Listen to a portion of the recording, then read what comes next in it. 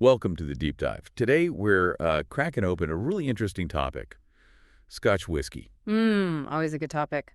Specifically, we're looking at the Edradour Distillery and its peated range, which is called Ballechin. Right. We got pointed towards a couple of sources, didn't we? An article on Edradour itself? Yeah, from Discover, and also a blog post from a whiskey reviewer, Jan Autzen Laursen, who tasted some Balechins. Sounds like a good combo. So the plan is to really get under the skin of what makes Edradour tick and how this Ballechin whiskey fits in. Exactly. Go beyond just the surface level. Okay, so Edradour. The history alone is pretty compelling. Founded way back 1825. Yeah, and it was farmers. A group of local farmers in the Highlands getting together. Which is quite unusual, isn't it? That cooperative start. Definitely sets it apart. And it's seen a lot. Survived various eras, even had a brush with the New York Mafia, apparently. Seriously, mafia. Okay, that's a story for another time, maybe. Yeah. But the key thing the Discover article highlights is how small scale it's remained, even now under Andrew Sumington. Right, that commitment to tradition. Okay, let's rewind a bit first. The article talks about the early days of whiskey in Scotland. Uzeaveta, water of life. Medicinal stuff initially. And lots of, illicit distilling happening up in the Highlands. Tough terrain, hard to police. Exactly. And Edradour was born right in that period, dealing with the excisemen and all that. But then came the 1823 Excise Act, making things legal if you played by the rules. And Edradour made that shift. From illicit to legit, still run by those farmers. It really ties it to that traditional Highland way, you know? Absolutely. And the article stresses how they've managed to just keep going, adapting, but staying small through all the changes in the whiskey industry. Which leads to their big claim, mentioned in the Discover piece. Ah, yes, the last handmade single malt claim. Right. Still making it by hand, small stills, original buildings. They frame it as, like, craft versus industrial scale. No computers, open processes. You can almost picture it. Very different from a modern mega distillery. And that traditional approach, it probably makes a real difference to the final whiskey, doesn't it? Well, you'd think so. The article points to some specifics, like the mash tun. The mash tun, what about it? It's over 110 years old. Cast iron, not shiny stainless steel. Wow, cast iron. Does that change things? Heat, maybe? Could do. Heat retention might be different. Maybe subtle interactions with the mash. It's not inert like steel. Interesting. And then there's the cooling system. The Morton refrigerator. The last one's still working, apparently. Uses only cold water. So slower cooling than modern methods. Probably, yeah. Less efficient, maybe. But could that allow different congeners, different flavor compounds to develop or be retained in the work before fermentation? It's possible. And the washbacks, where the fermentation happens. Oregon pine. Over 50 years old. Again, not steel. Wood can breathe, might have its own resident yeasts or bacteria. Adds another layer of potential complexity. Right, subtle influences. And the stills themselves. Small copper stills, and they use worm tubs for cooling the vapor back into liquid. Worm tubs. You don't see many of those anymore. Very few. Wow. Cooled by water from the local stream, the Edradour burn.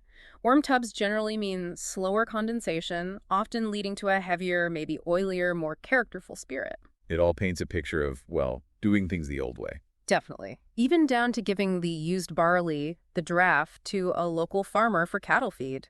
A nice touch. Yeah, that circular thing. And they mature and bottle on-site too. Full control. So the message from Discover is pretty strong. This is whiskey made like it was 150 years ago, almost a time capsule. Okay, so that's Edradour. Now let's bring in the Ballechin. Their peated stuff. Right. And Jan Autzen Laursen's blog gives us a taste of that. He wasn't always a peat fan, he admits. Which is good, actually. Gives his perspective some weight, maybe.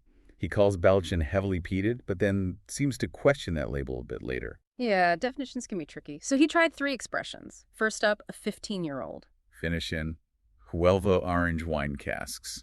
That sounds different. Very different. From Spain, casks that held wine sweetened with Seville orange peel. Okay, so what did he make of that? Peat and orange. On the nose, he got sweetness, orange, vanilla, malt, but surprisingly little peat, he said. Huh. So the cask dominates the aroma. Seems like it. But on the palate, powerful, intense. Noticeable sweetness from the cask, but the peat was there. Well integrated, fruity. He called it Leaker og God. Delicious and good with a bit of a bite. So the peat wasn't overwhelming, but it was definitely part of the mix. It shows peat isn't just one flavor, right? Exactly. The cask finish really shaped it here. That interplay between the spirit and the wood is key. It's not just smoke, it's smoke mingling with sweet orange notes. Quite innovative, really. Definitely challenges expectations. Yeah.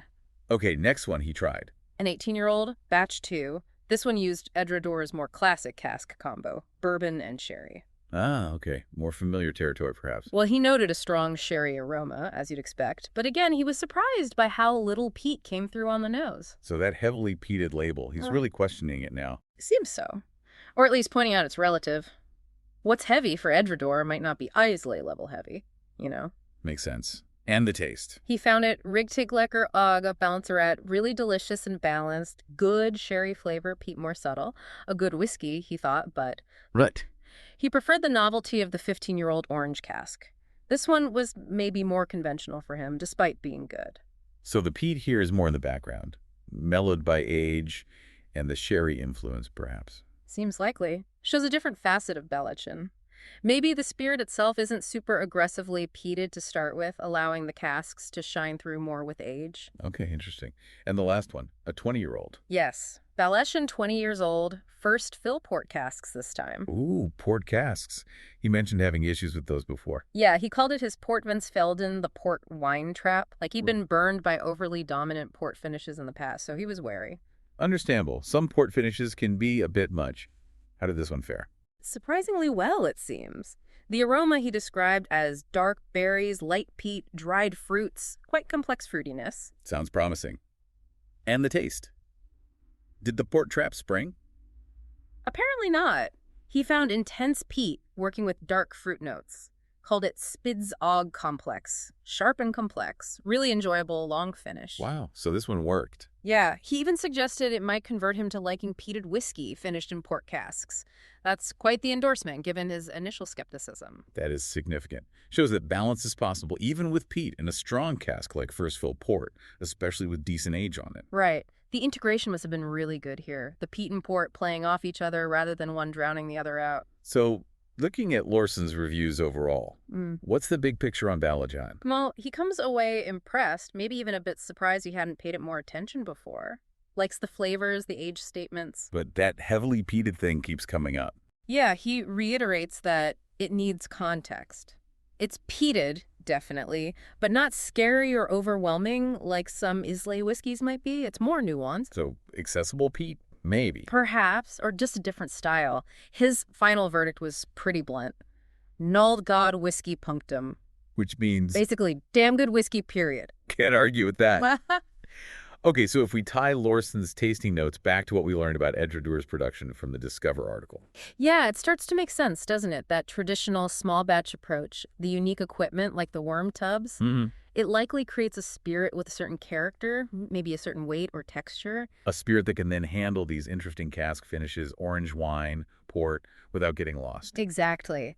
And the peat level, while noticeable, isn't so dominant that it obliterates everything else. It allows for that complexity Laursen found, where the peat integrates with the cask influence. So it really is a kind of triumph of the traditional, as the article put it. They're sticking to these old ways, and it's resulting in distinctive, complex whiskey. It seems so. Ballechin offers a different take on peat. It's clearly present, but it's part of a bigger picture, balanced with fruit and cask notes, likely shaped by that very traditional production process. Which kind of leaves us with a thought, doesn't it, for you listening? Considering Edradour's story, that long history, sticking to their guns with traditional methods for generations, and then seeing the diverse, interesting whiskeys like Ballechin that come out of it. Yeah, it makes you think. In a world that often pushes for bigger, faster, more efficient. What else is out there? What other hidden gems, maybe in drinks, maybe in food, maybe other crafts, are quietly doing amazing things just by staying true to tradition and focusing purely on quality? Maybe it's worth looking beyond the big names sometimes, seeking out those producers like Edradour who have that deep respect for heritage and craft. Could be some rewarding discoveries waiting.